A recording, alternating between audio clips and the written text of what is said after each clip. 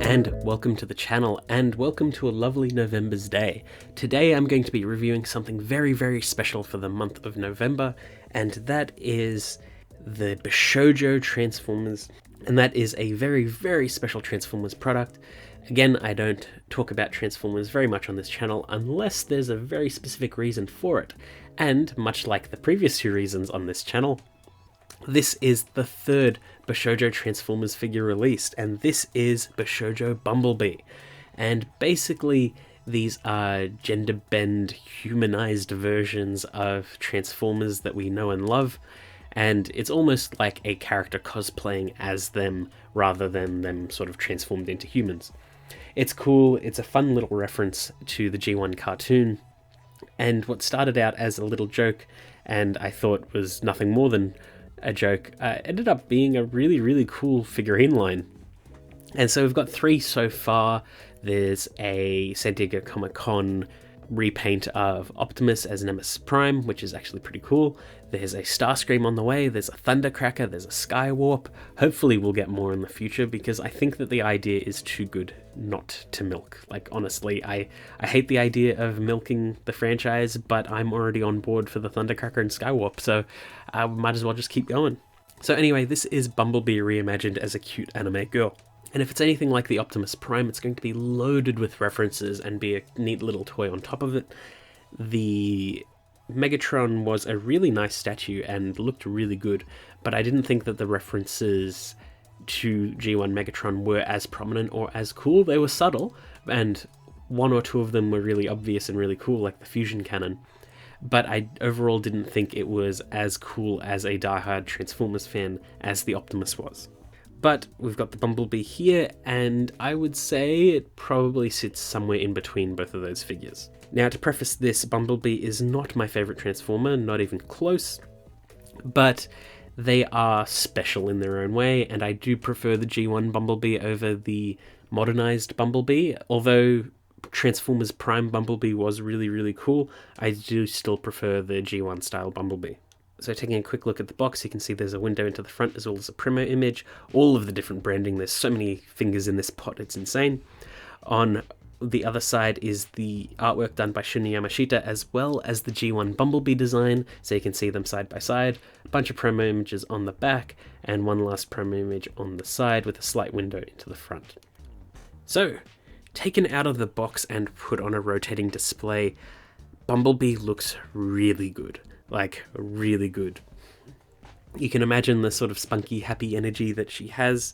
It's just typical of Bumblebee, really. They were a wave of positivity and quite a simple but charming character in the G1 cartoon, and I think that that's what carries it over here.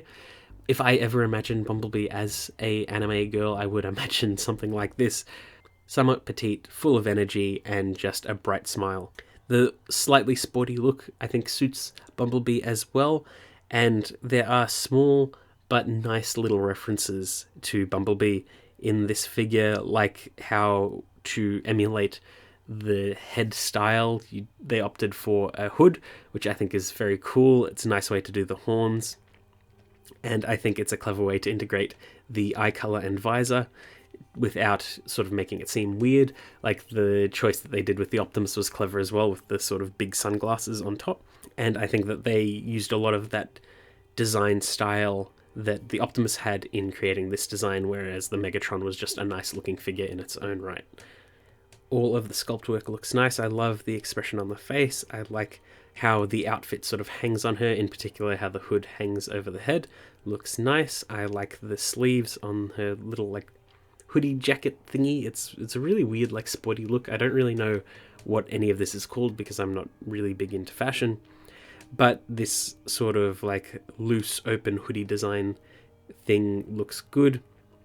I like the sort of overshirt and the little buckles and belts sort of tying it all together to give it some sort of cohesion. I think it works quite well. I like that the separation of the body is sort of designed loosely based on the G1 design, and we will get into that. Trust me, we will get into that later in this video, as you can see a direct comparison between this and the G1 style. But standing on its own, I think this is a fantastic rendition and reimagining of Bumblebee, and I think that it does generally read as a character cosplaying as Bumblebee in a reimagined format, much like the other Bishoujos. I don't think that this could be misinterpreted as a different character. There's a lot of bright yellows, a lot of strong colors, and a very strong silhouette, which I think makes them read as Bumblebee. Much like the Optimus and the Megatron, the base of this figure is a logo denoting the Autobot side, which is what Bumblebee is a part of, whereas the Megatron had a Decepticon logo. The logo is smaller on Bumblebee because it is a smaller figure, and I think it looks quite nice. Now, before we go any further, I'd like to take a direct comparison with the G1 figure. So this is unfortunately a bootleg. This is a bootleg of the Masterpiece 2.0 Bumblebee.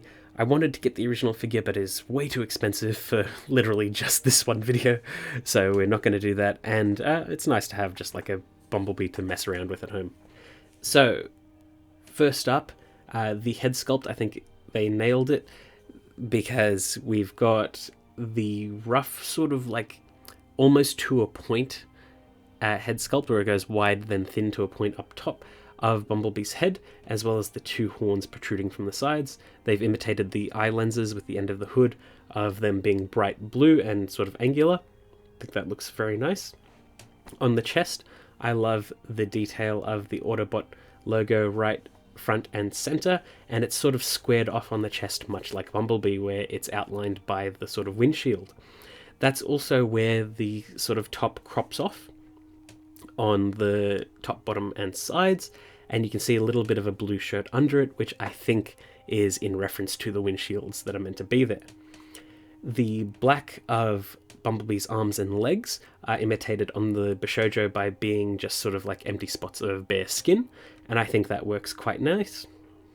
In each of those parts, they're sort of sectioned off at the start and end with a bit of grey, which I think is a nice little reference to the sort of black to charcoalish grey that we've got on the actual Bumblebee. And moving along, they've done a few unique twists, like having this blue strap along the Bishoujo's left side, as well as a gun holster on her right leg, but that is actually Bumblebee's gun. I like the small references on the feet, where the original Bumblebee has the front of the cab as the feet with headlights, and they've done the same thing with a redesign of the shoes and socks here for the Bishoujo, which I think is so good, so cute, looks the part.